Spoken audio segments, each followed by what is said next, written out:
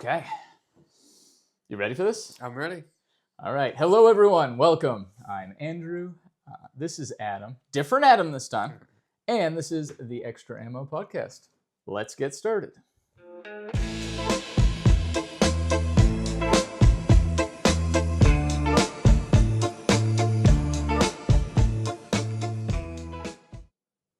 Okay, so first things first, introductions.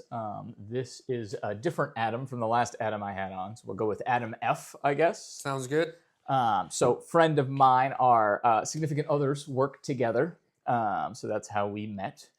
And interestingly enough, you are an acquaintance of Braden. Yes. So it's all connected, people. This is what happens when you live in Maine, right? Yeah. Everybody's Exactly. connected to everybody. But you are, husband, father, and you are a teacher as well. Yep. Background in firearms is what would you say? I grew up around them, hunting, shooting in like small time competitions. Nothing major there, but mostly hunting and just target practice with my uncle and grandfather a lot. Yeah. So the hunting thing interests me. We'll get into it in a bit, but I think you're one of the few people I know who has hunted more than like for novelty with a pistol, which is kind of cool, or handgun. I should say handgun. Sorry. And I think that's really cool. It's one of those things where like a lot of people talk about doing it, but you actually have done it, which is neat. Yes. I think, a lot of people have meaningful stories of hunting in Maine in a way that, I haven't quite gotten there yet. So I think it's really neat. And when I hear you talk about it, you seem passionate. So that's definitely a cool thing. We've got some props today. We'll get into them in a bit. This rifle is mine, and the other firearms here, which are cleared and empty for those of you who are concerned with safety, and you should be. The other ones are yours. Yep. Brought some things, so we'll talk about that a little bit. But what's your first firearm? My very first firearm was the Rossi Trifecta. Rossi Trifecta. Okay. I had 243, the 22, and the 20 gauge. I have never shot it with the 20 gauge or 22 barrel. It was bought for a specific reason, and that was to shoot a deer with it. Okay. And single shot. I learned how to shoot with that. Really, I did. Learned from my uncle, and I shot my first deer with it. It was perfect shot. Nice little 8-point. Ran about 25 yards and piled right up. That is really what taught me shooting the basics and stuff. And single shot's a good way to start, I guess, because it's really hard to mess up. Yeah. Or, once you shoot it, it's empty. It's not like it's racking another round. You don't have any more live ammunition in it, stuff. So it's... Yeah, so that's an interesting thing. Something I've been thinking about, in the future. I have kids and all that other stuff. Yeah. Like, how's this going to come into play? Because we'll talk about this a little bit in a bit. Probably after the break, we'll do a little break, and then we'll have a chat about some things. But I'm an instructor, right? Yeah. USCCA, NRA, all that stuff. And one of the curriculums I paid for, I went through, is how to teach kids at different ages, like firearm stuff, how to get into it, establish, the responsibility, respect for it, and obviously the safety rules. And it's, for most kids, by the way, you start them out with like if you see this and I'm not right there, come find an adult immediately. That's, the sort of NRA Eddie Eagle thing, stop, don't touch, get an adult, But as you move through, I think, a lot of people have told me in Maine that it's a lever action with one round. That's what I hear over and over again. Right. The single shot's very cool, though. I can't really remember exactly what gun I learned on, but I think it was probably either some of my family members showing me some things around the time in the Boy Scouts I was shooting, I think, a bolt action 22. Yep. I Yeah, think that that would that's make sense. probably what it was. I think probably the first firearm I ever shot, my uncle had a Ruger 1022. There, you can't beat them, and that's the actual like first firearm I shot. And I learned some stuff with it, but from there it was really like I'm carrying this 243 with me through the woods, and Gotcha. I'm planning to shoot something with it other than just out here plinking around and stuff. And it was really a great firearm to start with. Yeah, and I think that that's one of those things too, where like there's different layers of meaning, right? Yeah, Like I had mentioned with podcast with Braden, like I don't my first gun, I don't know, I don't know right. where it is, I don't, but I think it's interesting, we were mentioning earlier, like how you attach meaning to like, well, this is maybe the first gun I ever shot, but this here was my first gun, Yeah, and this was my first deer, and right. and how that all builds. And I mentioned earlier, like I don't have the traditional emotional attachments to a lot of my guns. Right, They're really like tools for right. me. But there are a few that I am attached to because of the other stuff. Yeah, So yeah, no, I think that that's interesting. yeah. Um, and yeah, single shot probably is where I would start somebody off. Especially at a young age. I started when I was 9. Okay, That's when I really started shooting so because late. yeah.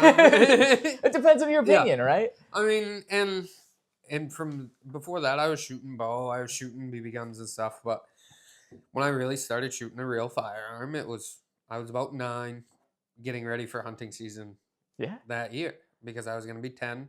And back then, the law was you had to be 10 to hunt. There you Now it's go. open, Hey. so my son might or might not be in a tree stand at a very young age with me. Oh yeah. Uh, that's a cool thought. Yeah, it is. Um, yeah, that's one of those things where um, I I think it depends on the kid, right? Yeah, Some kids have no interest in it whatsoever, right.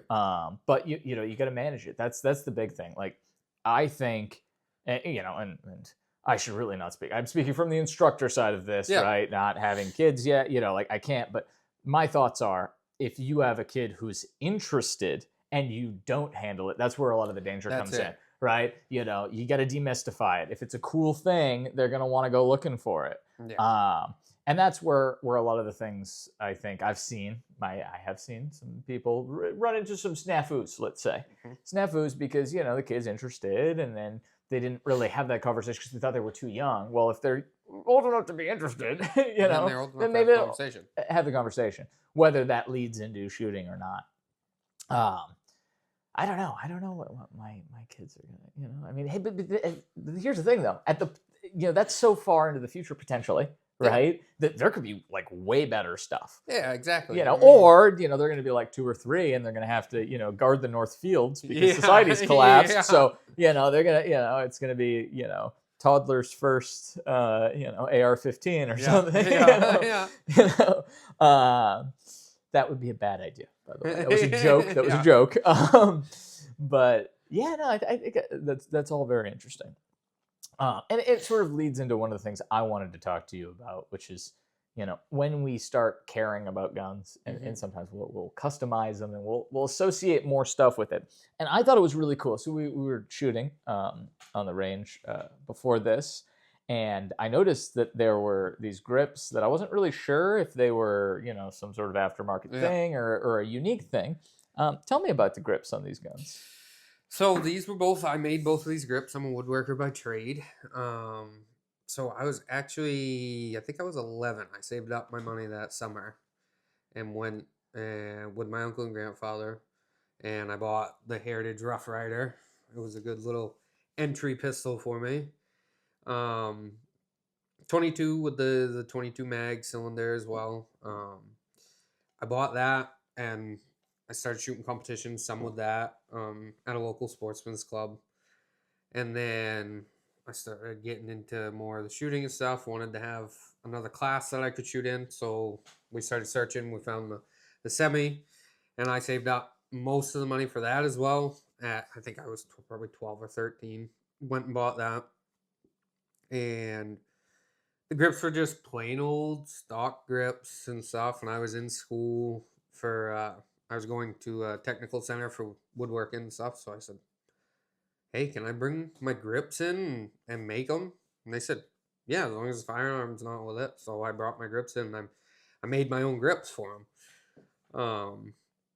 And I actually I had a couple that I had tried Yeah. and didn't like Okay. just because of the shaping on them and stuff was odd.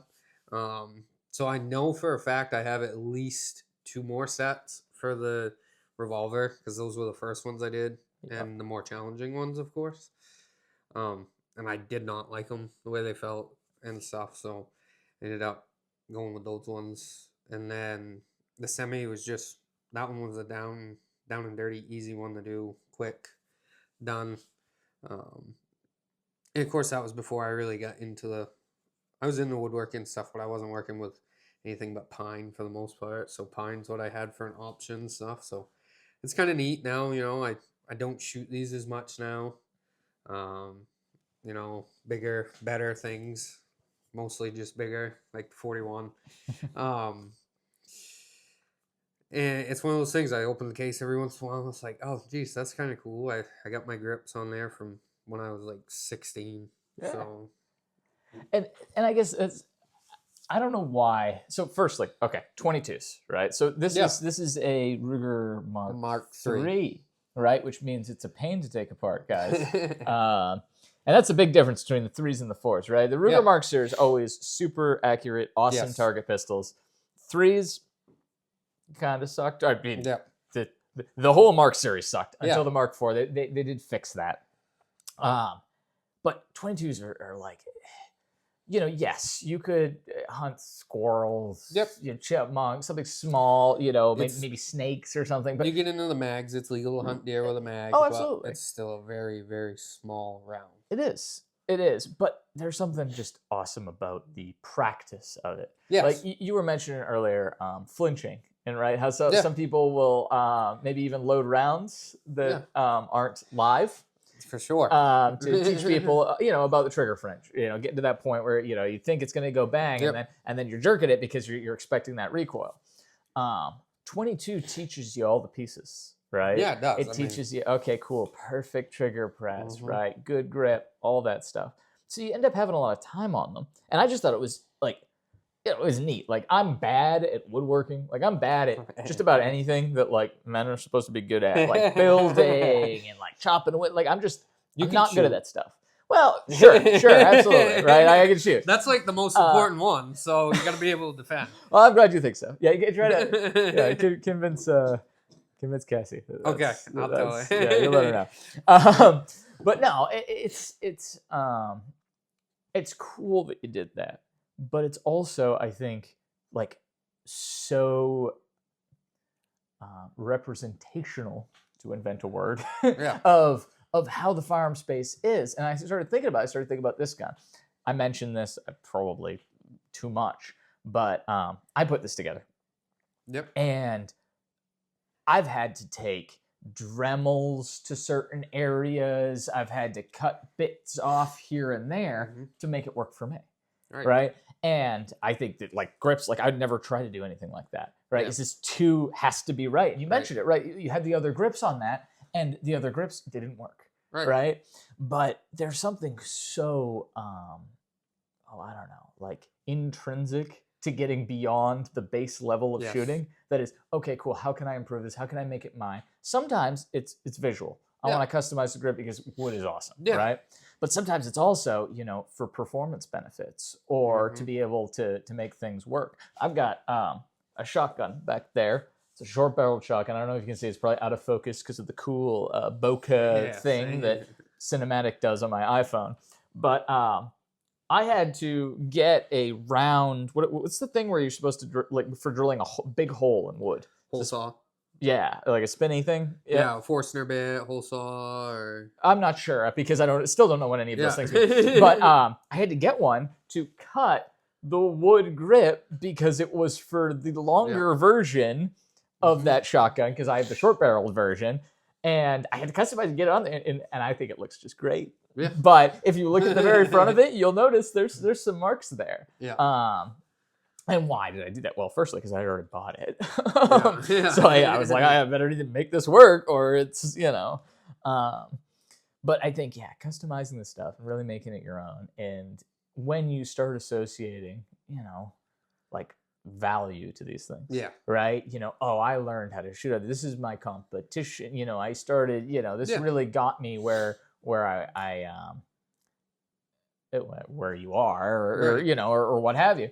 And I love it. I love it on the 22s. So I don't have a 22. Well, I have plenty of 22s that I've customized, but nothing Yeah. like this. This is sort of a cheat for me because I've rattle canned it, right? Yeah. So it's just spray paint, Right. and you can have your opinions. So you can write down in the comments, guys, because engagement matters. Whether Right. you think I did a good job, a terrible job, or what have you. And this is actually like 3 different times of doing it too, so they don't quite match. But I like it. I think it looks fine. I And mean, more importantly, if I throw it up against a tree and I walk away, I'll probably never find it again. exactly. So, But I mean, even sitting here looking at it, it doesn't look like it's spray painted. It really doesn't. So I think you did a pretty darn good job with it. So well, thank you. I actually this is the first gun I went full like rattle can on. yeah. And this isn't the first coat of rattle can on it, so I had to do it a couple times, right?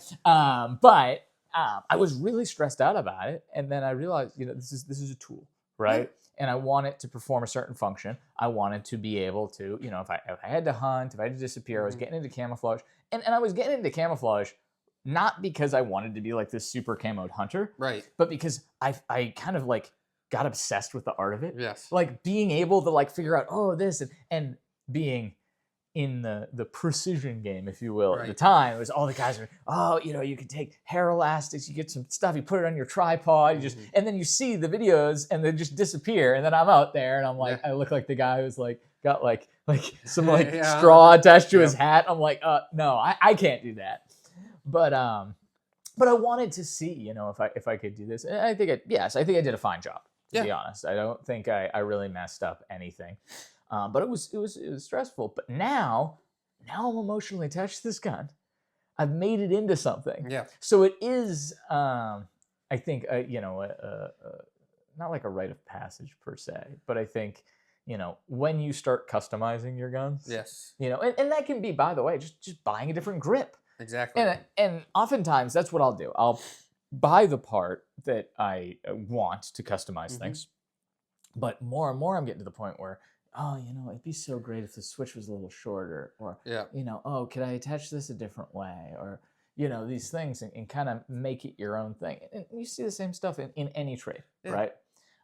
People, will mark their saws, and, you know what I mean, set up their stuff very, or build little cheat rigs. Yeah. And, jigs and everything else that go into it. And everybody's going to have their own preference with everything. I mean, the first time I ever really got into customizing and stuff, my uncle had a Mach 2 stainless steel 1022. It was a Mach 2 pistol, and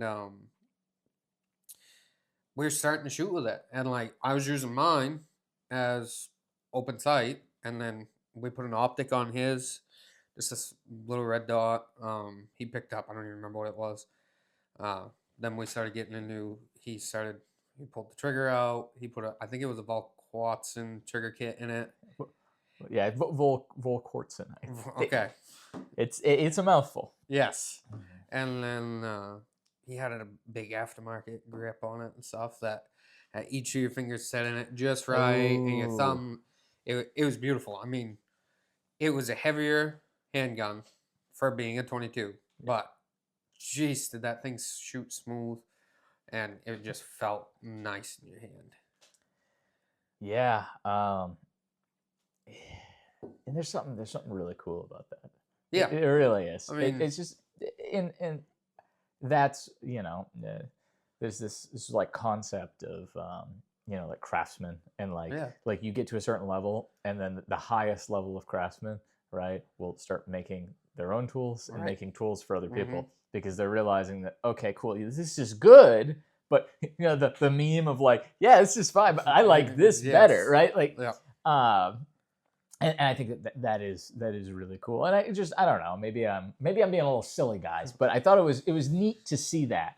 I would say, when it comes to perhaps tactical shooting, you can disagree with me. I might have a little bit more experience than For you do. sure, for sure. I'm But definitely the average Maine hunter and stuff that enjoys to shoot. yeah, but it's interesting though. It's odd, like um, completely aside. But I want to, it's like I saw you in the range today. There was never a time where I felt safe that you were Well, doing anything.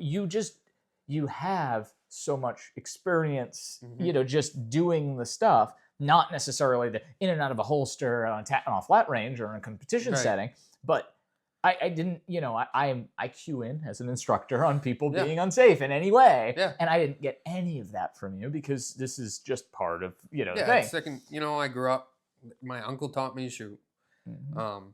Very, very huge part of my life was my uncle and my grandfather and stuff, and he taught me to shoot. And I still, like, when I'm shooting, especially when it comes into sighting my rifle in for deer season, I can hear him standing over my shoulder going, "Squeeze the trigger." Mm-hmm.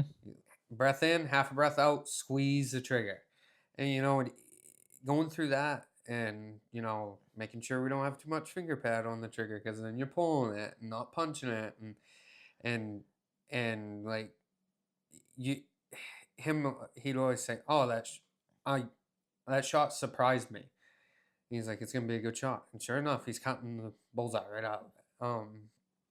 And a lot of that stuff I learned from him, and muzzle control, and keeping your finger off the trigger at all times and stuff, and it is huge. And that was always pounded into my head, so it's second nature. It's like you and Braden were talking about in the previous podcast.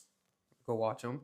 Is Thanks for the plug, man. yes. Training, and that comes in. Do I get to shoot as much as I would like to?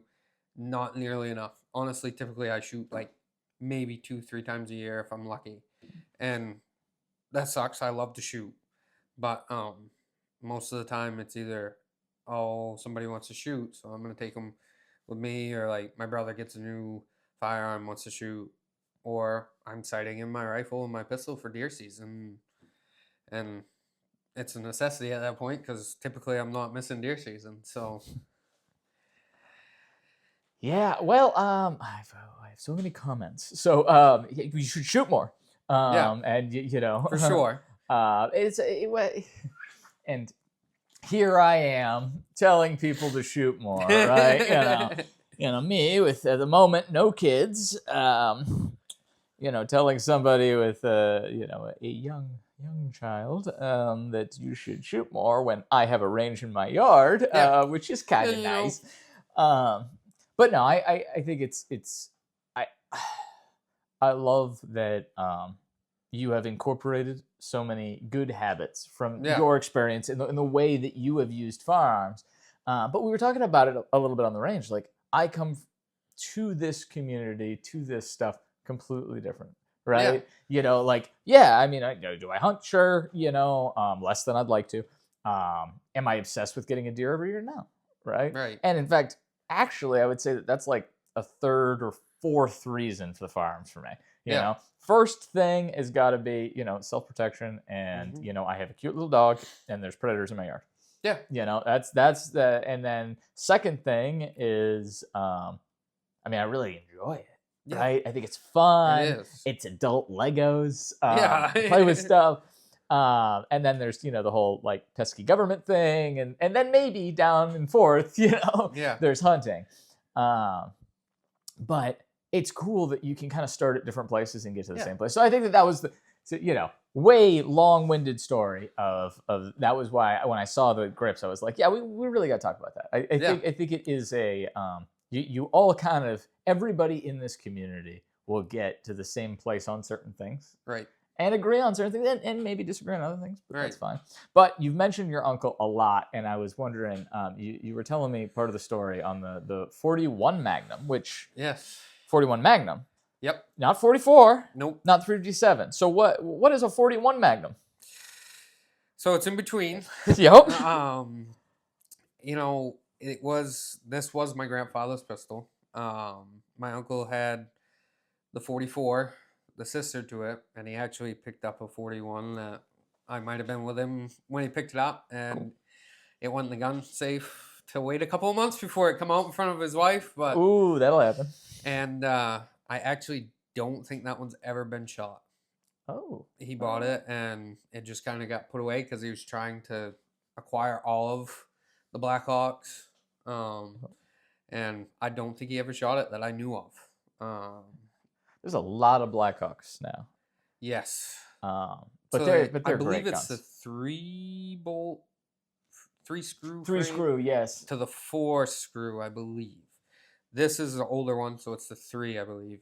And my uncle, for some reason, is like, the 3 screws way better. You know, the 3 screws. I was like, okay, Uncle Chris. Like, I didn't know anything. I was 14 or whatever. I was like, yeah, okay, whatever you say. That's, And so similarly, like I don't. I mean, you guys know this at this point. Like I have revolvers, I have all the things, but I am way. In fact, actually, you brought a gun, an interesting, an Arisaka, and most likely what 7.7 Jap is what my. yes. So I had to phone it in. He was like, "What is this gun, Andrew?" Yeah, and I'm no like, clue. "Well, I don't know, but let me take some pictures and send it to a guy who works at the shop with us, and he's an expert on that." Yeah. A couple of minutes later, he's like, "Oh, that's what that is. It's an Arisaka. There's the Imperial mark that was scratched out. off because they didn't want that to be." It was a whole thing.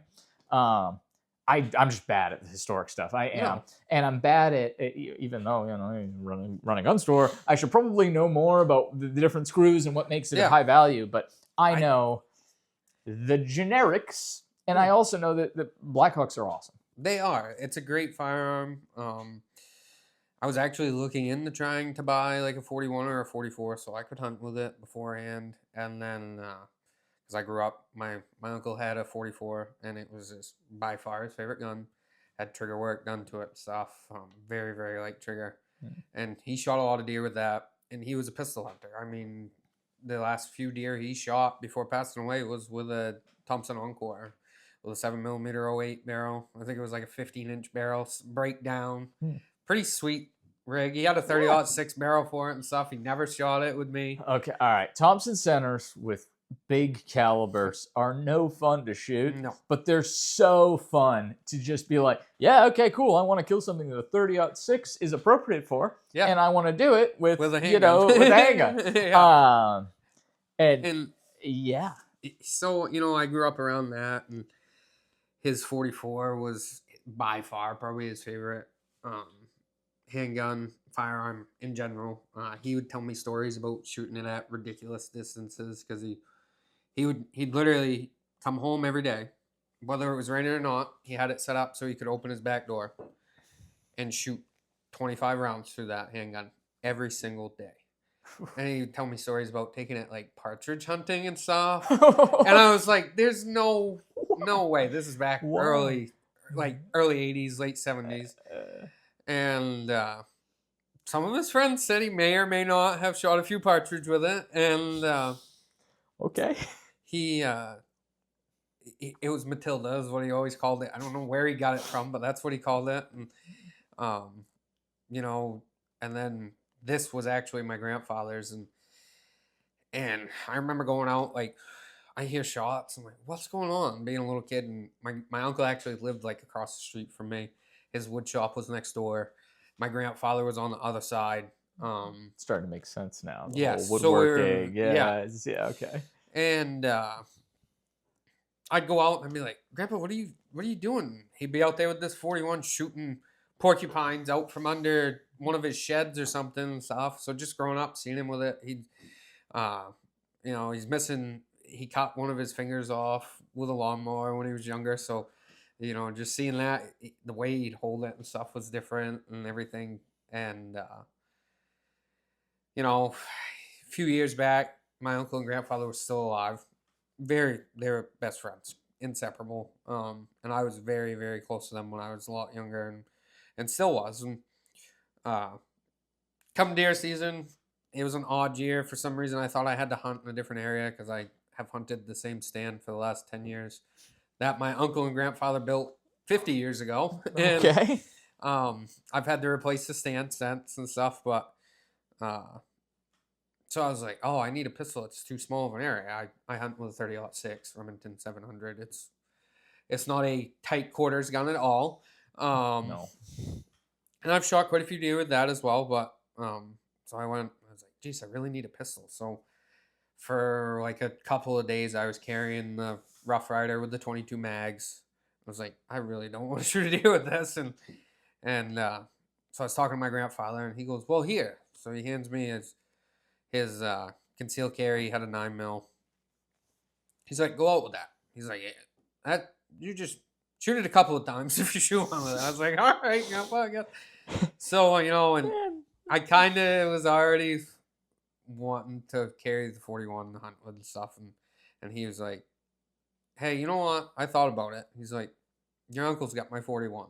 He's like, I'll call him. You go out and get it from him. And I did. I shot. I don't think it was that year. The next year, I shot a deer with it. Because after that, Grandpa was like, it's yours. When I pass away, it's yours.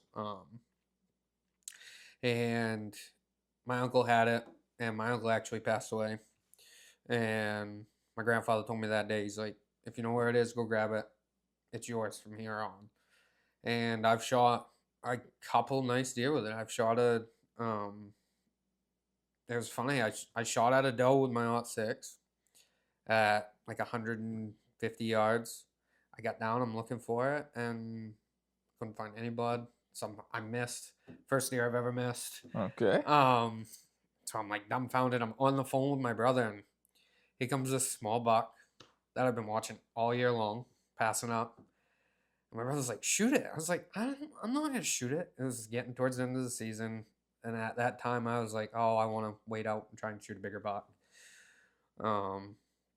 And finally, he's like, shoot it. So I was like, no. So it circled around me, and it started walking towards me.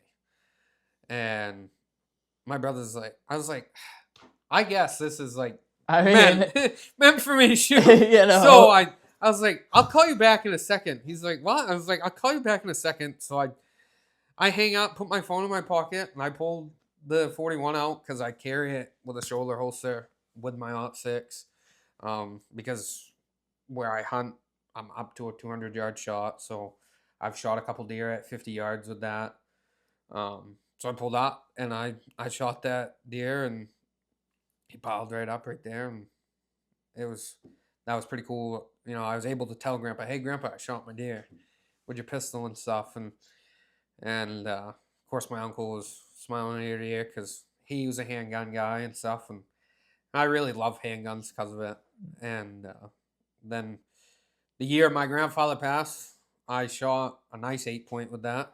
It come in behind me, so it's almost to the point where I couldn't have shot it with my rifle if I wanted to because I'm 12 feet up in a tree and turning around and stuff. It's challenging, so I shot it with that and piled it right up at 50 yards, and I'm pretty deadly with that, pretty accurate. I mean, yeah, you were able to hit some surprisingly small targets, and may have hit the chain on one of my targets. So and to be fair, we were shooting at what 30, 35 yards. Yeah, probably. Right. And this thing's, the size of a silver dollar. Yeah. So, he's still a pretty good shot. Yeah, you might hit the chain. So I will say 41 will knock out a good sized chain. Yeah. And it's not, despite it, a lot of people think it's a scope. It's a red dot. Just an older style one. I fought with upgrading it or taking it off, but it's the one my grandfather had on it. So it makes it hard. It's like, again, you get emotionally attached to this stuff, and it there's so much more to it, right? You talk about there's a reason we're still hunting, right? Yeah. There's a reason we still do these things.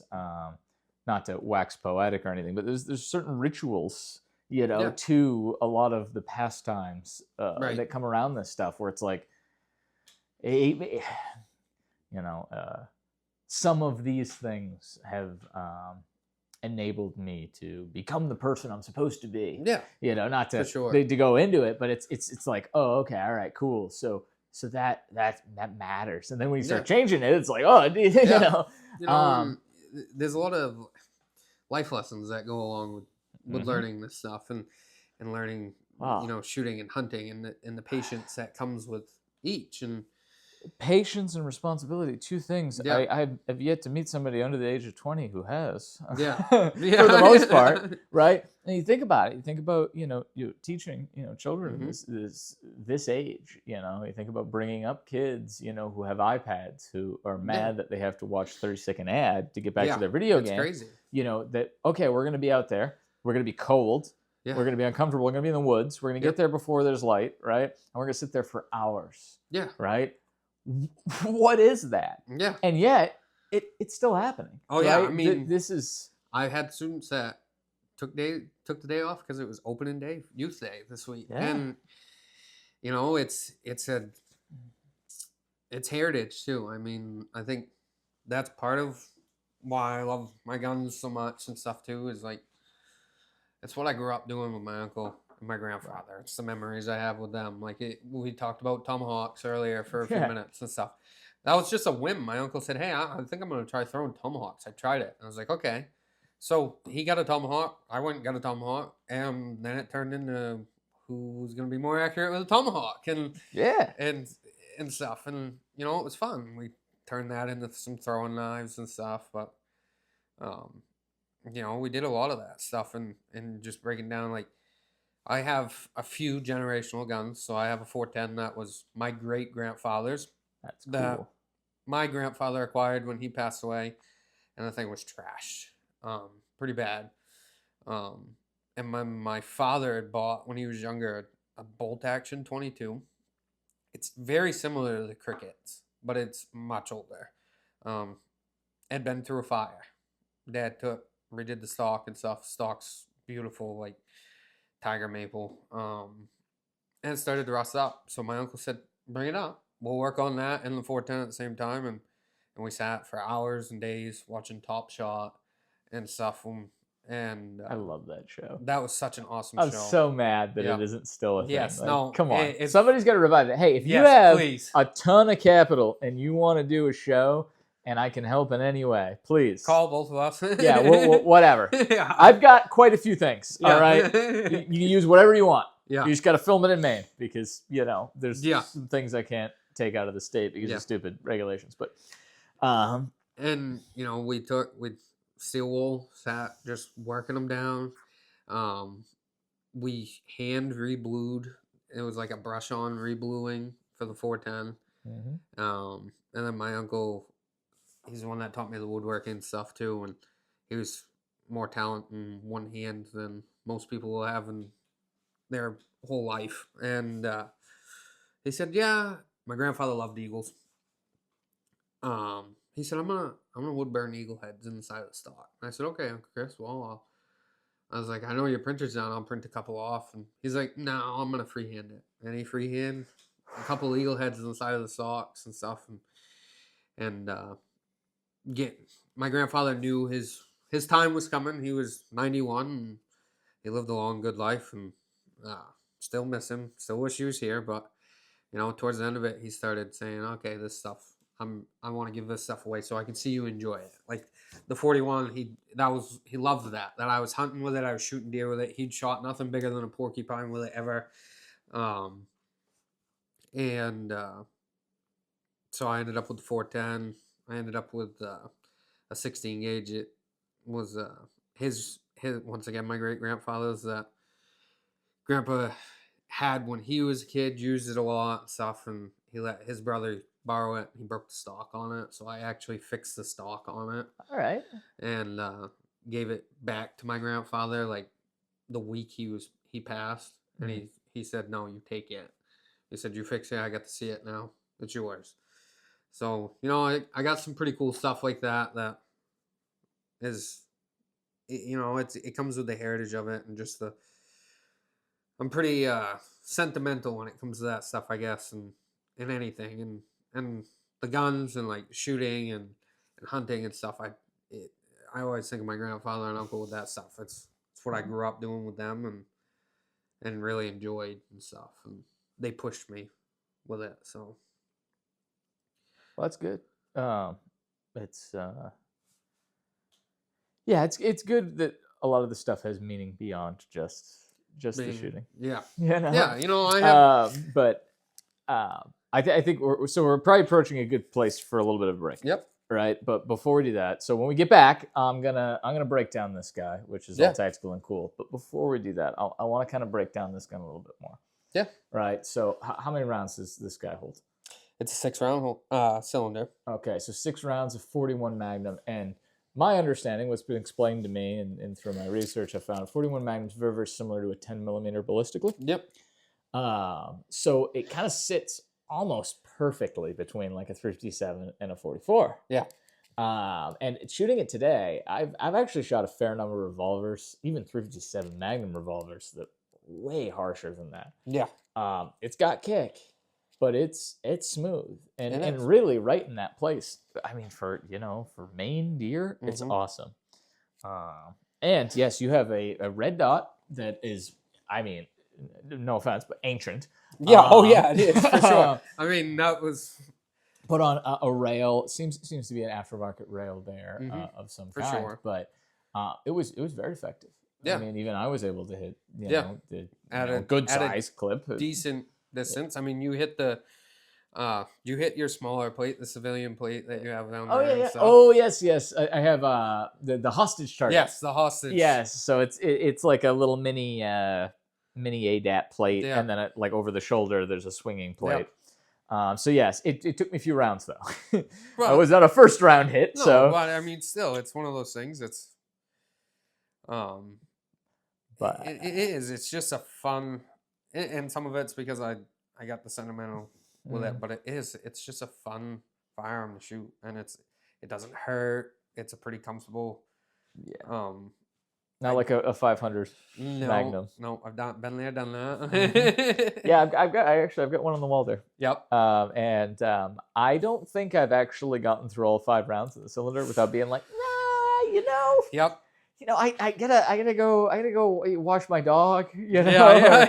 I've got a sorry. Paint. Oh, I just forgot. I need to go pick up. Yeah, I gotta go pick something up. Yeah. But this, I would shoot this all day. Yeah, I mean, it's one of those that it's fun and it's accurate and super practical. Yeah, I think a lot of people think, oh, a revolver, it's not a semi-automatic, but honestly, if you are hunting, right, you're going to shoot, and you're going to need that second to say, okay, did I hit? Is it effective? Or do I need another round? Yeah. The idea that you need that immediate follow-up shot, in certain instances, with bolt, okay, maybe, but generally, I would say the assessment there is practical. And again, in Maine, setting up those longer shots, that's not easy. No. Right? I mean, oftentimes, I would say, a handgun is more practical in some ways than the full rifle, which to me makes it so weird that like it isn't more common. Which is again why I wanted to have a little bit of a conversation about this, because it's kind of an awesome way to hunt in Maine, and not enough people do it.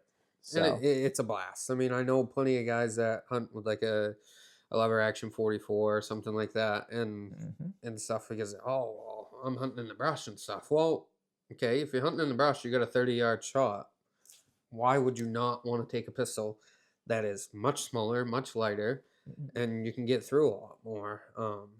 And to the semi aspect of it, I got pretty quick with the revolvers because I shot competition. I had like 35 seconds to shoot 6 bowling pins with the revolver, and you get pretty quick with it. So, but like Andrew was saying, it isn't. You don't need that quick response shot 9 times out of 10, and if you do, most of the time it's taking a shot that you shouldn't. That was drove in my head, like we were talking about when we went down, when we were at the range. Knowing your backstop and stuff, and that's a big thing in hunting. Like, you don't take a shot unless you know what's behind that deer. Well, and again, not to harp on my point, but we talk about teaching kids the shooting or hunting.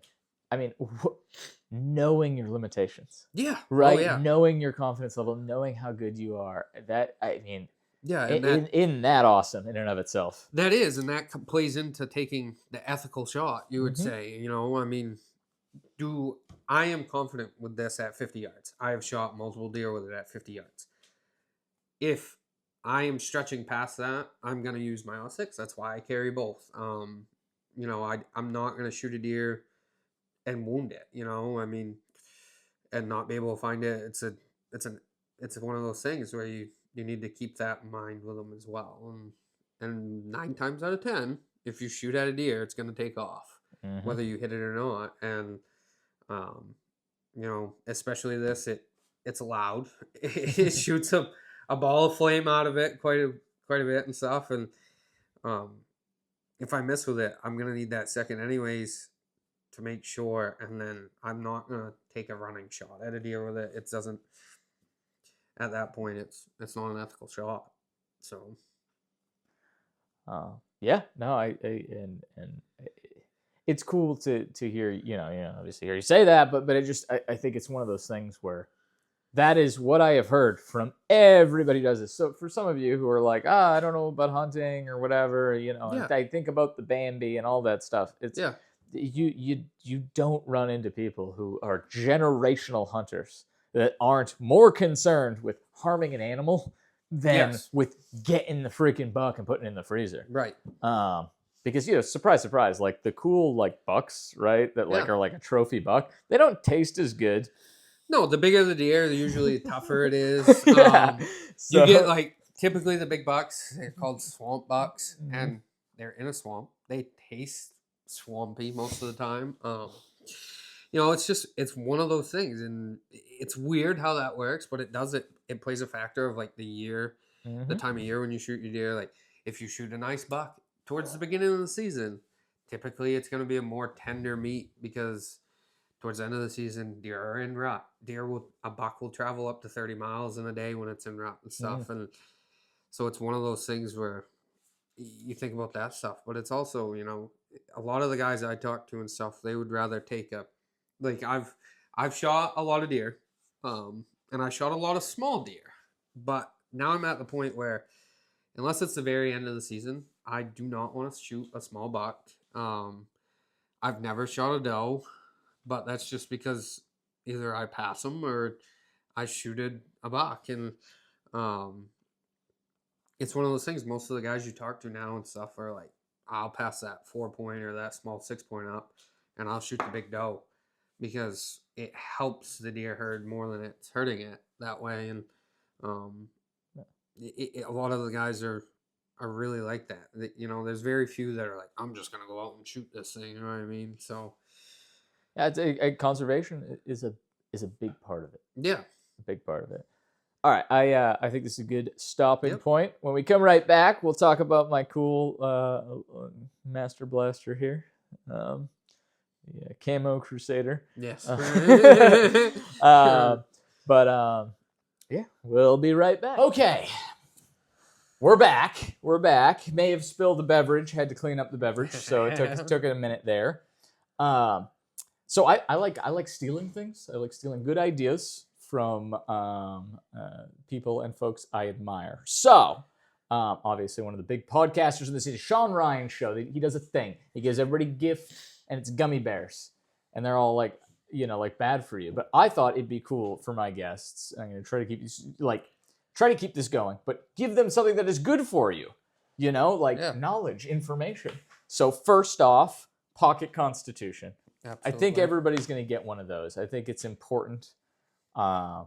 I don't know. I just like sort of like flip through it every now and again, Yeah, remind myself what makes. I don't know. I think like obviously being a educator yourself, you can respect. yeah, absolutely. I mean, it's one of those things too. Is like a lot of this is like I haven't seen since I was in high school, Right. realistically, and the average person is going to be the same way.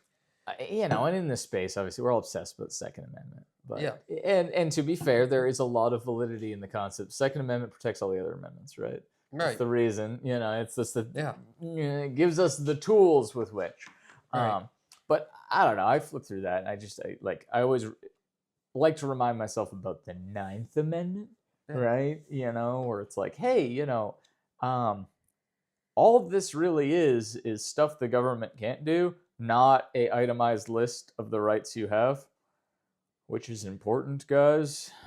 Um, so there's things in there that are like, hey, yeah, if we don't, this isn't an exhaustive list.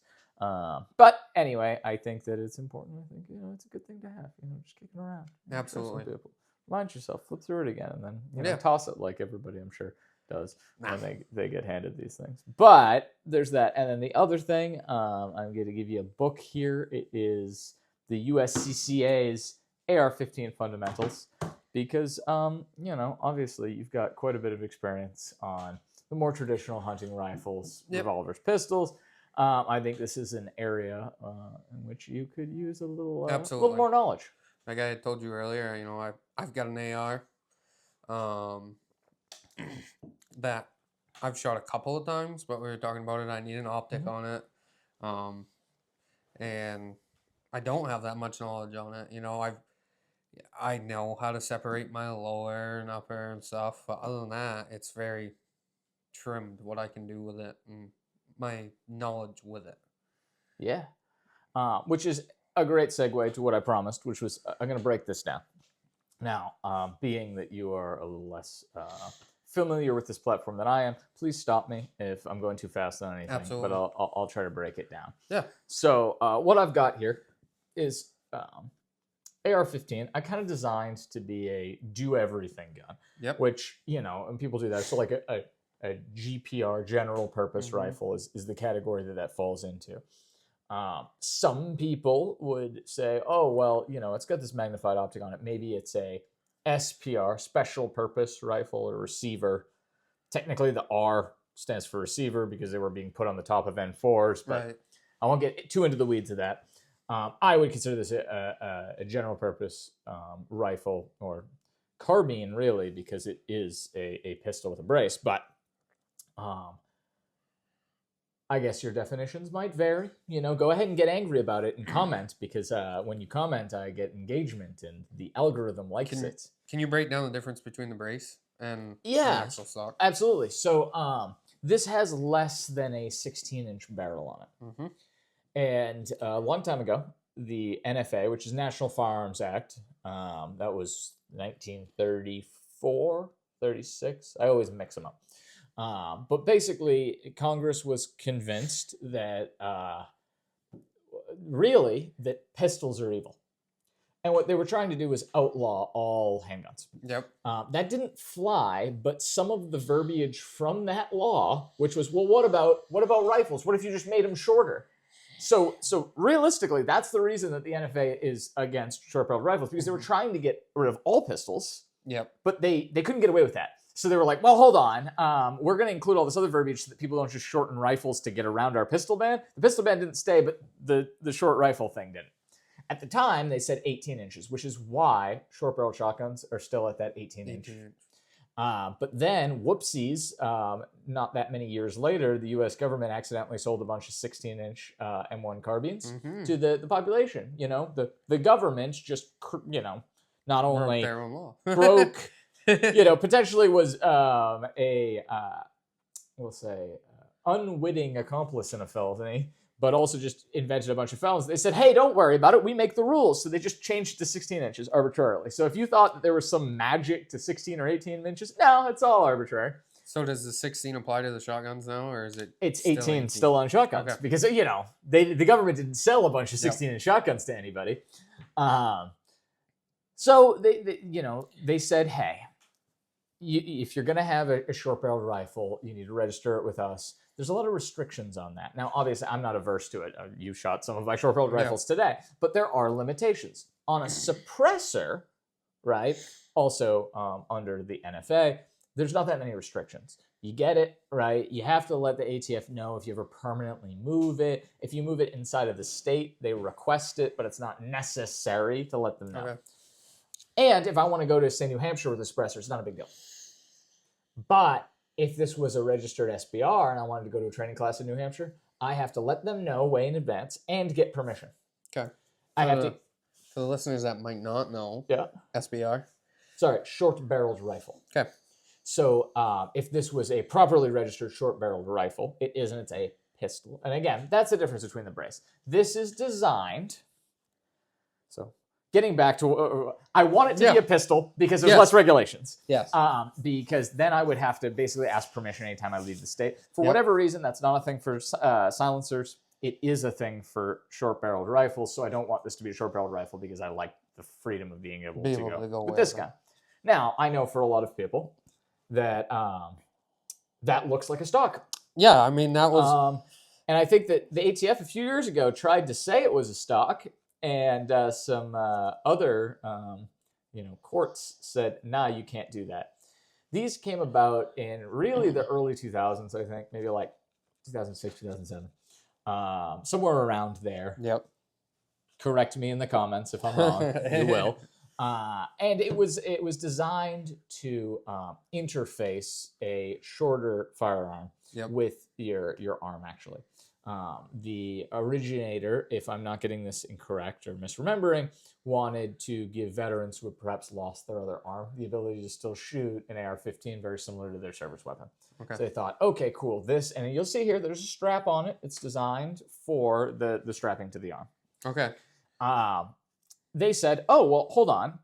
The way, the ATF said this, the way we've always defined rifles is something that, and there's a bunch of different pieces to it, but one of the core things is designed to be fired from the shoulder. Yep. Well, if now you've said that, no, this is designed to be strapped to your arm, it is not designed to be fired from the shoulder. And that's important because you might say, oh, well, what if you shoulder this? Well, the ATF has also said, and this is the thing, they change their minds all the time and they say a bunch of stuff.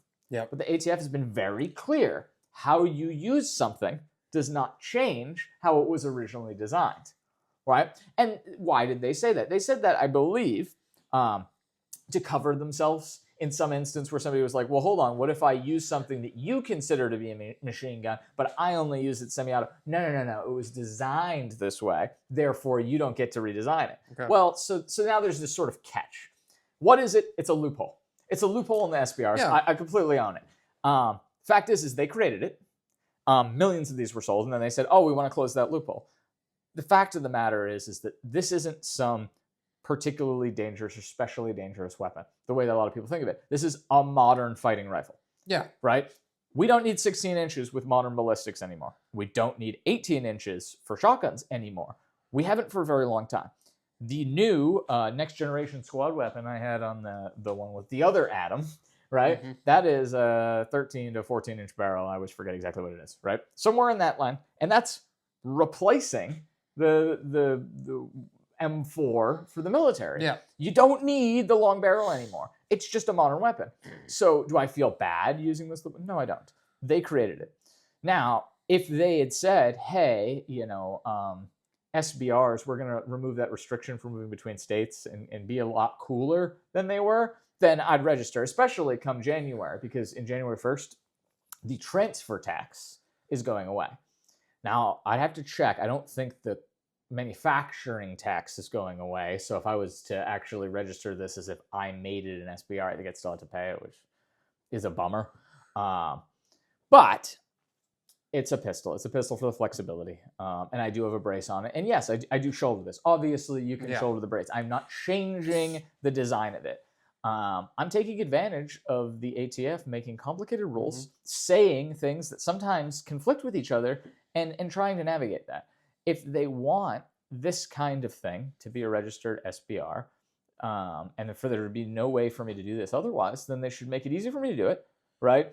I like obeying all the laws, but you can't make it so painful for me to do that I look for other alternatives. But I mean, realistically, at this point, most, if not all of the ARs that I see has a brace similar to this. Yeah. That's where it's like, okay, so it's defined as you can strap it to your arm. Is that what the difference between a brace and a stock is? Yes. Its intended function. I can strap a stock to my arm. You know what I mean? And if you were to make your own stock, you could. However, as you are not a manufacturer of stocks, I Right. would caution you against that. I would caution any Right. viewers who because then it becomes a okay, and Yeah. then you get into constructive intent, and if the No, ATF wants to definitely. ruin your day, they're going to ruin your day. Definitely. But I mean, everybody in this channel knows. I mean, how many things with suppressors do we shoot today that Yeah. I have? I've passed a background check every time. I'm not scared of a process. Right. What I don't like is that if I want to go visit my family in New Hampshire, right, and I want to take this and shoot there, I need to give them, I believe it's 30 days in advance in writing. Mhm. I have to give them the address, the dates. I can't say I'm traveling for more than a year at a time. I have to keep filling out this paperwork for each item. So if this is an SBR and I have another SBR I want to bring, oh, okay, cool, that's another form. I believe that that's totally ridiculous. I've passed this elaborate background check dozens of times. Just let me do what I want. Then I put a stock on it because I like stocks better than bracelets. Though this is, we'll just start here. This is the SBA 4 brace. Oh, no, it isn't. SBA 5, I believe. Yeah, 3, 4, 5. Yes, this is the SBA 5, which is a newer brace. It's only been around a little over a year, I think. What I like about it is, obviously, you strap to your arm. It's very functional as a strap. I didn't remove the strap. You can still strap to my arm. But this ledge here, if I actually was doing precision shooting off of a bag, I can actually use that very well to pull the bag up into it. Yep. And as this does have some magnification on it, that is useful. I have, as we mentioned earlier, I've spray painted this. And my process for spray paint, there's nothing magic about it. I start with the lightest color I'm going to use. Yep. So, a tan or a flat dark earth of some kind. And I spray everything. And then I use some sort of foliage. For a while, I got these like cutouts on Amazon, like templates. But now I'll just grab bushes and I put it over and I just layer on and I go like, darker and darker color until I'm like, natural is going to be your best. So yes, SBA 5 stock, standard buffer tube, standard this, end plate and castle nut is what that's called. Yes. Kind of looks like the top of a castle, I think. Yes. Now, is this adjustable without tools? It is. All you got to do is press down on that. Have it where I like it, and I hate picking up a gun that isn't automatically adjusted because I shoot so many different things. I don't notice right away. I hate the brace on mine. Oh, yeah? It's just like a very thin, flat. I like the blade brace. Yes, and it is not adjustable without an Allen wrench. Oh. So we should fix that. Yeah, I will definitely be bringing it over for us to we'll fix look that. at some stuff. So, and I think mine is even shorter than yours. Yes. So mine is very short. It probably isn't that much shorter, but I'll explain when we get there. Yes. So Radian, this is the SD, Raptor SD, which I think says for like suppressor designer, suppressor defeating. It's got ports in the side of it that help with back pressure and venting it out instead of back in your face. Anytime you add a suppressor, you usually increase back pressure in your system so you can get some like eye stingy. Yep. I don't remember what I have for a BCG in this. I'm sure it's something good. It could be a Geisley. BCG for... Oh, so BCG is bolt carrier group. Okay. Thank you for pointing that out. So that's the bit that runs inside here. In fact, what I'll do is I'll just take this real quick, take a look. And it looks like I do have a Geisley bolt carrier group. So there's a bolt that locks into the barrel, right? And then there's all the metal here. And a lot of people just call that the bolt. Technically, that carrier group is just a mass that allows the bolt to articulate. The bolt is only the bit that goes into the barrel and actually rotates and locks. Okay. That also holds the firing pin. Yep. And the way that it's cut determines what additional functionality you have. So for a long time, there was like full auto ones, and then there was like commercial ones. Now, just about all of them are cut as full auto groups because it doesn't make the gun full auto. It just lets it trip that. So that's a thing. So I have a Geisley in here, and I believe I have a Geisley buffer spring and weight in here. Yep. I think it's the full Geisley reliability kit, I think is what they call it, and they sell it. Down here, it is a Silencer Co. lower. Yep. It's an ambi design. I like it. I didn't pick it for any particular reason. It's what I had. On the top here, this is actually really cool. So it doesn't have a forward assist, which I don't love. I actually prefer a forward assist, but I picked this because it's an Aero product and it's their enhanced upper receiver. which matters because the way that it works is there's actually a piece that sticks out, and that is what the handguard attaches to. Okay. The barrel nut that sits inside here that attaches the barrel to the upper, that actually doesn't interface with the handguard screws, which means if you put weight on this, Yep. you're not likely to deflect the barrel as much as you would with another free float handguard. Okay. Because most of the time, the thing that attaches the barrel to the receiver is what you mount the handguard to. Yep. So when you press on the handguard, yeah, it's not like the old school stuff where you're actually touching the barrel, but you're still touching the handguard, which touches the barrel nut, which touches the barrel. Yep. So you'll still get a deflection of some kind. And it's usually a couple inches at 100 yards. It isn't huge, Which is still like, but a couple inches at 100 yards. You know what that is? Crazy. It's 600 yards. Yeah, it's you're not hitting the target. I mean, anymore. that's crazy to think that you get that deflection just from Right. holding a piece of metal. Well, That's attached. And that's why a lot of people, because prone is the most stable, they'll zero in prone, and then they'll go and they'll shoot off a barricade and put weight somewhere else or even offhand. And what have they done? They pushed the gun up every time. So now they're a few inches low. Yep. So if you are zeroing your rifle, you're zeroing in prone, which is a good way to do it. It's super stable. Just make sure you confirm that there isn't a serious deflection when you're not prone. Right. And then decide. A lot of people will then decide, hey, I'm going to re-zero this or just move it up so that I am reliably hitting where I plan to be.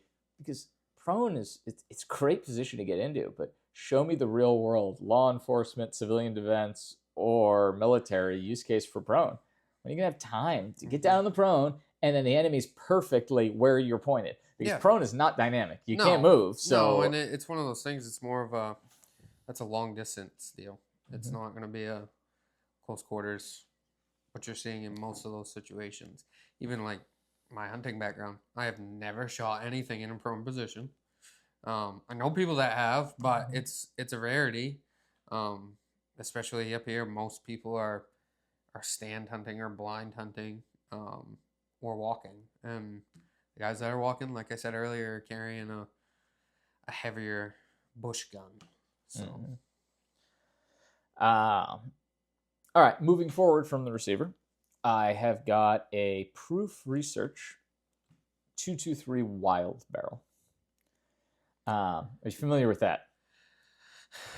The Wild means so it's I believe it's the name of the guy who developed it. Right.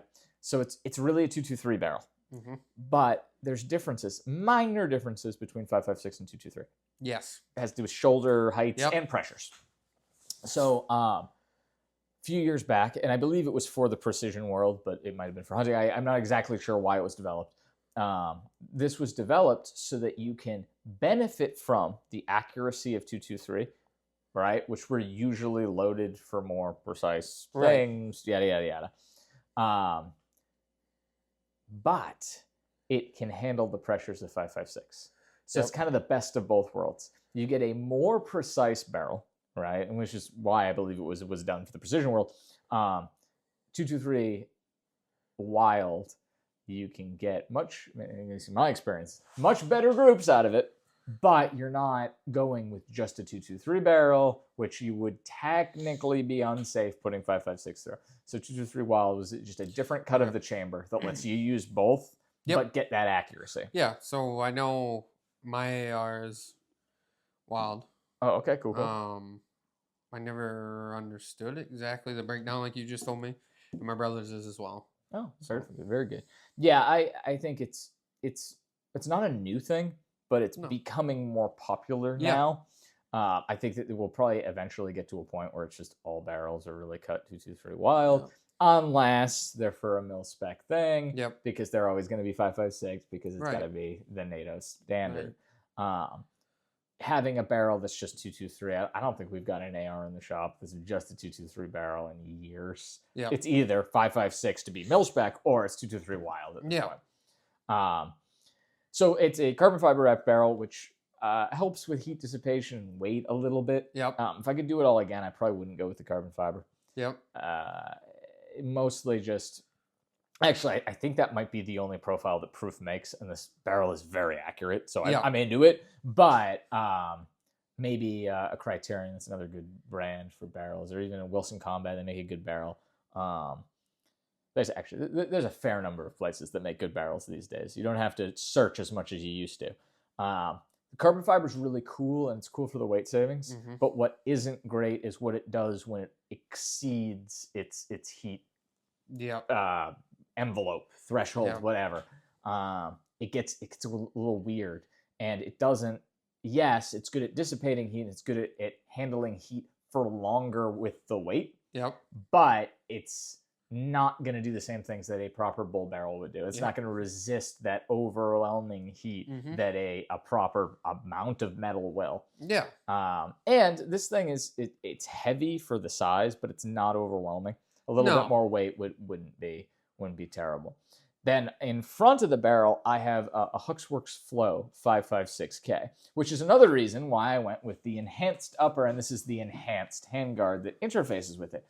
It has a very big internal diameter, so I actually sunk the can in down to here. Yeah, which we were talking about earlier. I was like, whoa, that's a pretty wild looking muzzle. Yeah, so I get the suppressor performance. I like the 556K a lot. It's not the lightest suppressor, and it doesn't do the most in terms of flash suppression or even actual suppression in general. But at the shooter's ear, according to Pew Science, which is a website that does actually empirical testing of silencers, it does a good job of reducing things. For me, it's sort of like the Glock 19 is the Goldilocks gun, right? For handguns. Big enough, it's small enough, it checks all the boxes. Yeah. This, I believe, right now on the market is the Goldilocks suppressor. Yep. It does enough for 5.56 anyway. It does enough to tame it down. It's not too heavy. It's not super light. It's just a medium, and it does a fine job. I have rattle canned that, and a lot of it is burning it off. So you get like a nice orange. It'll get gross because suppressors get so friggin' hot that you'll even if you use the like engine coating enamel, they don't last forever. They just don't. All right, so I've gone one direction, but I haven't gone up or down. So I'll go down. This is an MDT bipod. I also rattle canned. It's their GRND pod, round pod, whatever it is. It's the less expensive and lighter weight version of their higher end ones. This one, I have not had the problems I had on my Sawtooth. I did a video and I mentioned that you have to like keep cranking this down to keep it from moving. Yep. Haven't had the issues on this one, so maybe that one is a fluke. I don't know. But what I like about it is quick to disconnect, right? It's an Arca rail that I've attached to the M-Lock here. So all I really have to do is untighten this knob, and then this can go in a pocket. Yeah.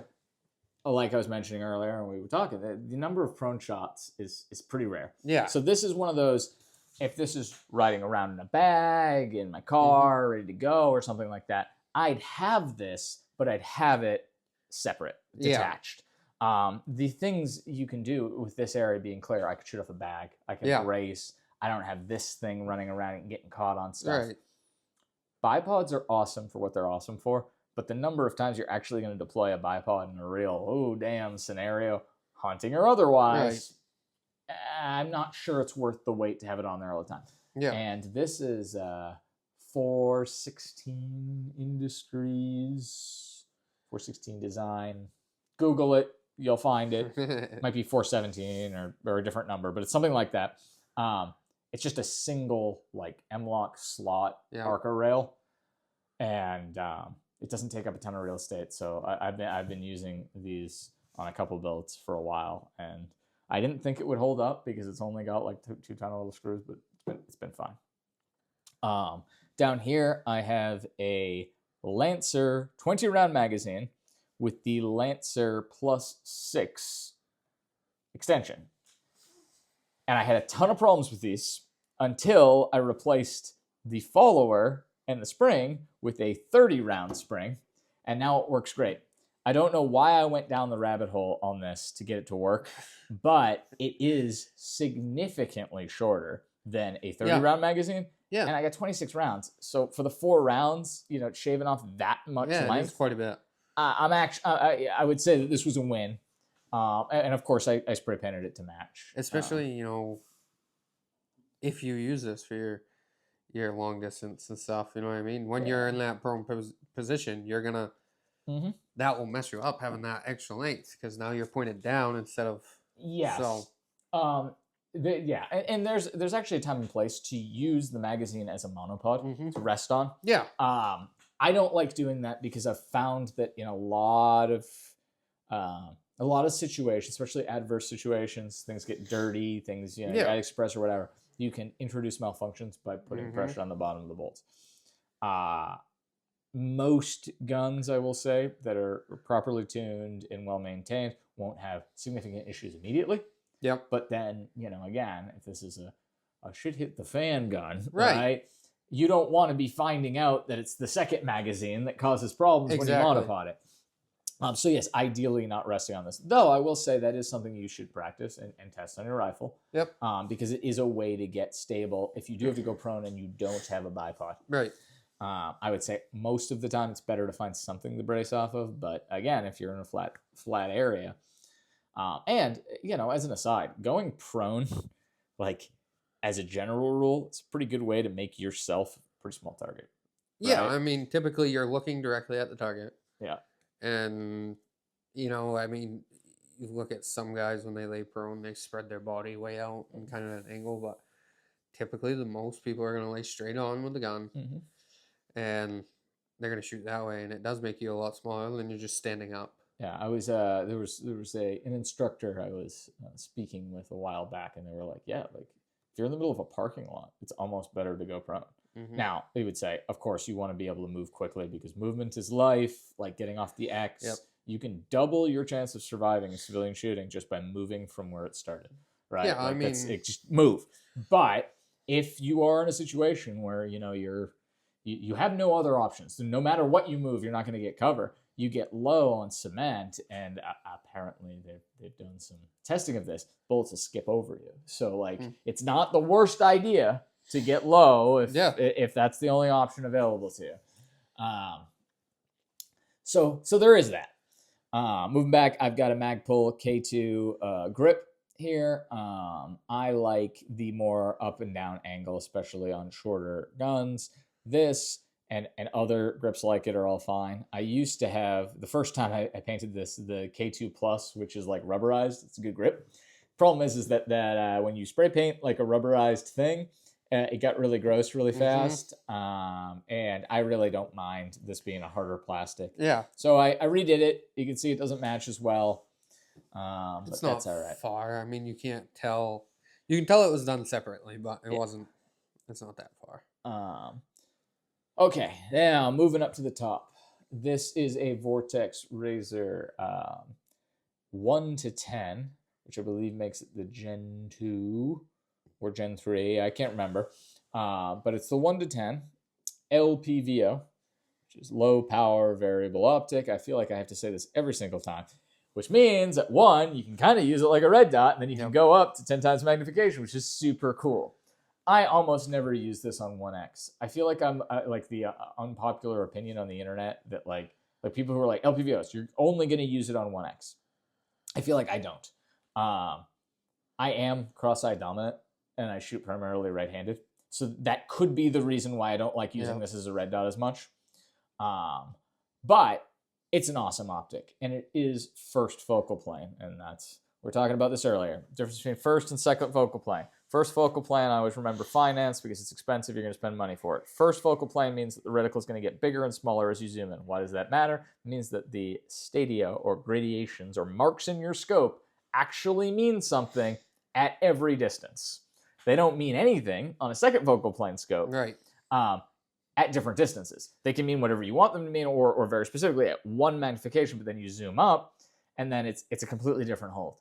So if you do want to do precision stuff, and I have actually stretched this out about 600 yards, and it did pretty okay at 600 yards, which isn't crazy, but again, at this barrel length, velocity at that point is really dropping off. Yeah. So if you want to stretch out there, having the magnification is great. And in this reticle that's in there, I actually have, it's a mil dot reticle. So you got MOA and you got mil radians. Those are the two standards. I won't go into it now. This is the other standard. A lot of precision people are moving that way. A lot of militaries are moving that way, but MOA will probably still be king for a very long time. Inside this reticle, I've got the demarcations, the mill reticle, so I can measure things. I can do some quick math, figure out, okay, cool, that is an average adult. How wide are they? Okay, do some quick math, figure out how far away they are, right? And then, obviously knowing your dope, which is data on previous engagements, it's just data. It says, hey, at 200 yards, what is my drop? I go to that little area in the reticle, put it on, the target I'm trying to hit, and send it. On the other side of this, camera can't see. There's this. This is an anti-cant device. What is that? It's very fancy, very expensive name for a level. I was gonna say because when you're shooting at range, especially with certain calibers, and I'm sure there are precision guys who would tell you, hey, you got to have an anti-cant device on every gun that you're going to do for precision.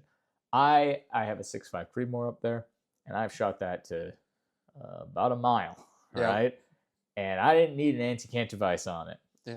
This, I feel like at 200 yards, I need an anti-cant device. Why? Because it's 223. It's dropping so much more that when you look at it, when you cant it, the drop pulls it so much further off to the side. So even on this gun, even though it's just a 223 5.56 gun, I feel like I need it. I haven't even painted it yet, actually. I added it. It's just a fancy level that tells you, hey, keep it up and down. Because you got to think, I've got this very fancy, elaborate, stadia lines. And that now I've turned them even just a few degrees out at 600 yards. That's going to pull it way off to the left or right. And I'm bad at that. I definitely think I'm straight. And then I'll look at it and be like, oh, no, I'm not. And it's a little change. Getting straight up and down is a challenge. Getting stable is hard. It is, and it's one of the cool things about precision shooting, long-range shooting that I love, finding the improvised positions, getting stable. On the scope, I've got 100 Concepts covers, and in the front, I've got a little hex. In fact, I've got a hex on both of these optics. The anti-reflection device, again, fancy terms so that they can charge more for them. For this scope, I like it. I like the ability to reduce the sun glare, for sure. And yes, it does reduce the chance that you're going to be seen, or there's going to be that sniper glint. The real reason I use 100 Concept scope caps is that I just like how they articulate. I've never found another set of scope caps that didn't feel like they were going to break, or they were too hard to get on, or they stick out weirdly. Like, I don't want it to be out here making my rifle wider. This just, kind of disappears onto it. Yeah, I mean, and I do like that. I grew up hunting, once again, was the loopholes. And I thought it was the best thing going because my grandfather had the ones that you press the button, they flipped up. Yep. But, you're right. It is sticking off. And, like, if you're walking or something or you catch that, it's breaking it. You're going to break it. There's no ifs, ands, or buts. And you aren't going to break those off. That way. Yeah. And one of the things, and then a lot of people, so like these are relatively expensive for a set of these. You probably, for everything on here, it's like $200. Like, it's a lot. And these are just 3D prints. Now, the 3D print's a very special way. It's special 3D print, so I'll give them that. But one of the things they say that is a selling point that I don't think people, they don't value enough is they say they're field repairable, right? If I clip this cable here, I just tie a new piece of paracord on there.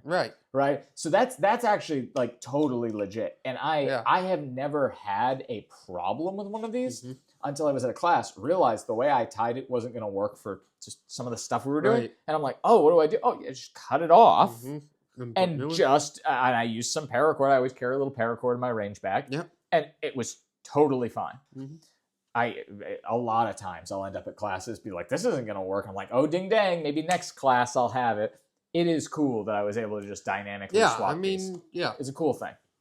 So this is a 1 to 10. It does have illumination on the side, but the battery on LPVOs lasts for like 5 minutes. So remember earlier when I was like, hey, you don't have to care about red dots? On LPVOs, it's different. And I don't know exactly how it works. But I think it's because to illuminate part of the reticle, the emitter has to be so much brighter, draw more energy.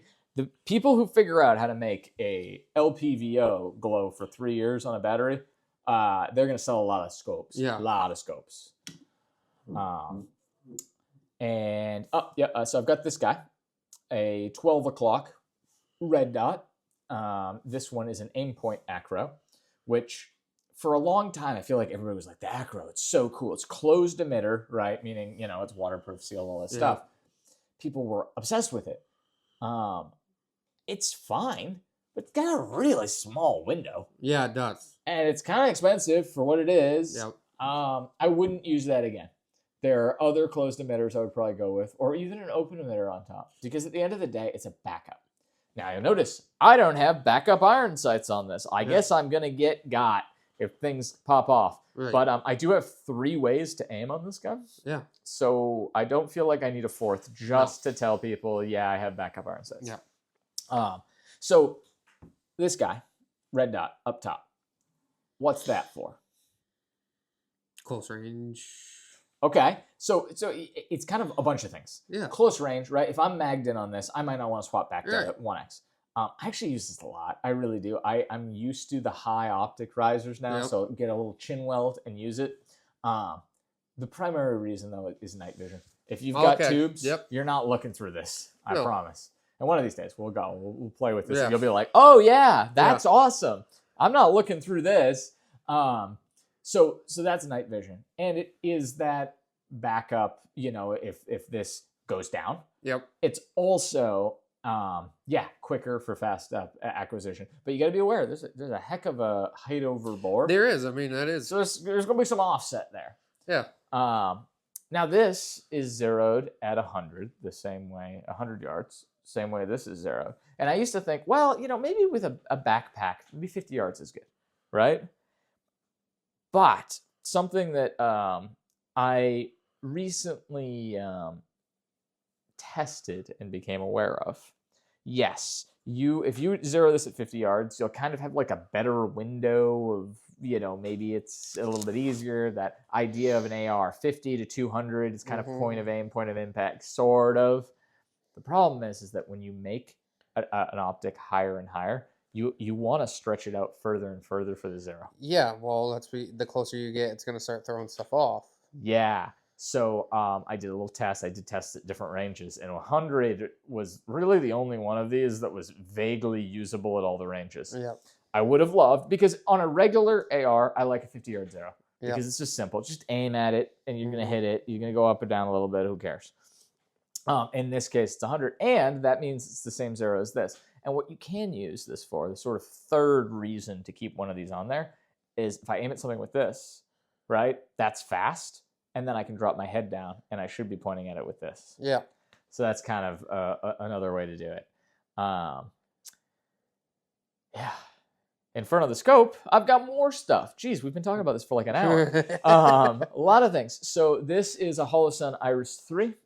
Okay, which is quickly becoming my favorite LAM, which is laser aiming module.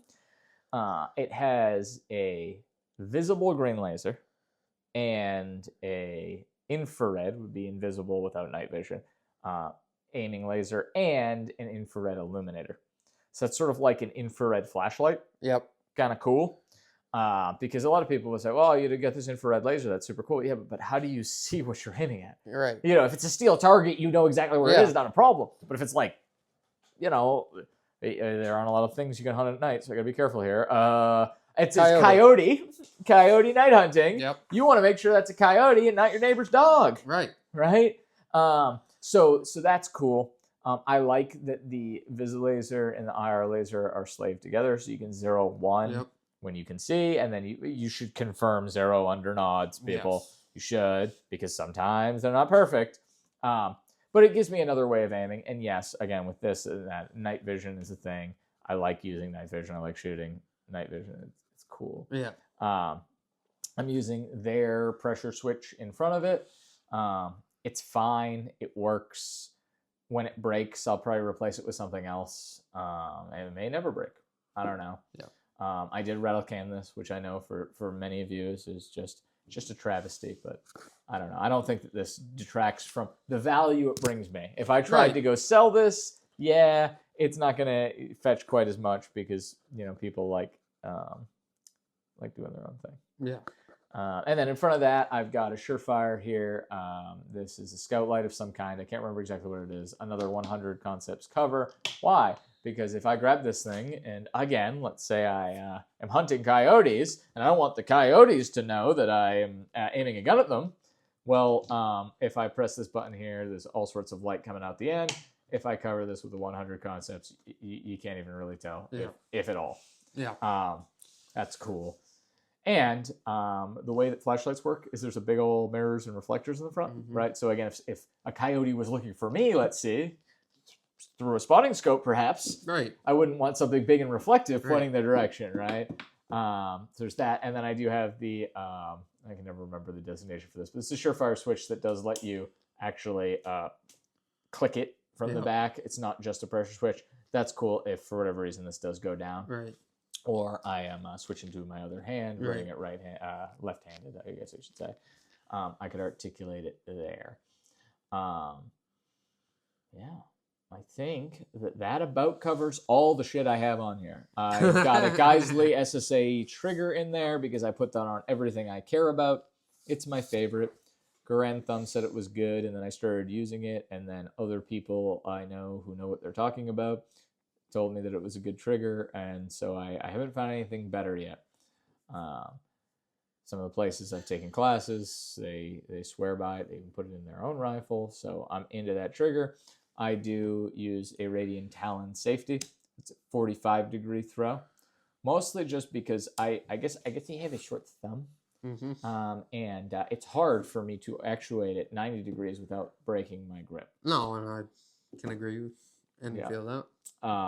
What a lot of people will do if they're doing precision stuff is they'll bring their thumb over to this side. If it's a holdover from the bolt action thing. Yeah. But people do it. I don't. But when it's a 90 degree, I will. Because I can't, there's no point in my thumb being over here if I can't do anything here without breaking my grip. So I do like the 45 degree. People have opinions about that. A lot of people will say, oh, well, 45 degree because it's less throw. It could be less safe. So I'll reiterate, if your skill level is not where it needs to be, if you are not doing things automatically, then yeah, I would consider maybe second guessing your decision, perhaps, or at least reevaluating the decision for the 45 degree. And I mean, in any situation that you are putting it in a safe, you're making it safe, you're going to pay attention to whether it's safe or not. You should be. You know what I mean?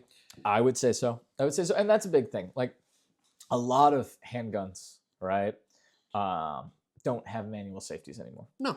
Now, I know you've got a 1911, right? That's got the manual safety. And the reason that the manual safety is so important on a 1911 is they're not inherently drop safe. Now, you've got a modern one, so it may have additional safeties, but, that was why a manual safety was so important for a long time. If you drop it, the safety's on, it could go off. Yeah. Modern striker-fired pistols, they're good. Yeah. Rifles, people, are not generally drop safe, and their trigger is always uncovered. So, I'll make statements like, on a carry gun, I don't like a safety. Though, actually, recently switched to a 226.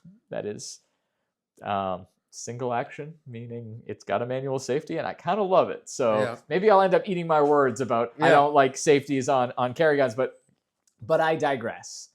On a rifle, specifically an AR-15, you have to be actuating that safety. The safety should be on all the time. The Black Hawk down, well, this here's my safety. Like, I get it, cool, you're a super cool guy, special forces, do whatever you want.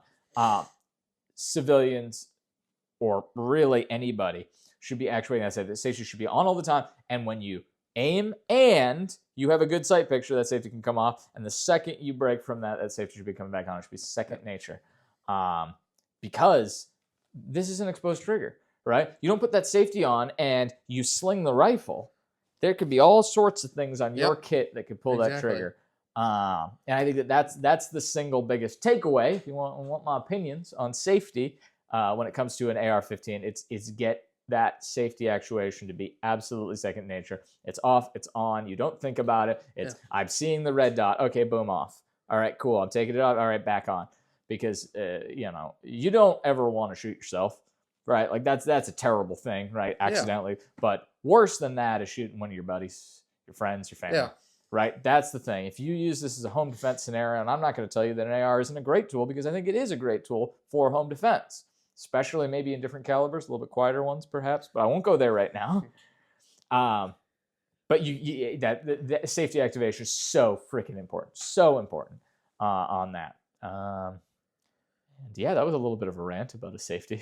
Well, I mean, even like today, like anytime I shot your stuff, Yeah. I was handing it back empty for the most Yeah. part, except for the one time. Oh, it locked back. Yeah. I did well. It locked, and then I didn't rack it, just not knowing the gun that well, and I still click in the safety before handing it back and stuff. Even when it's empty and stuff, the sides lock back.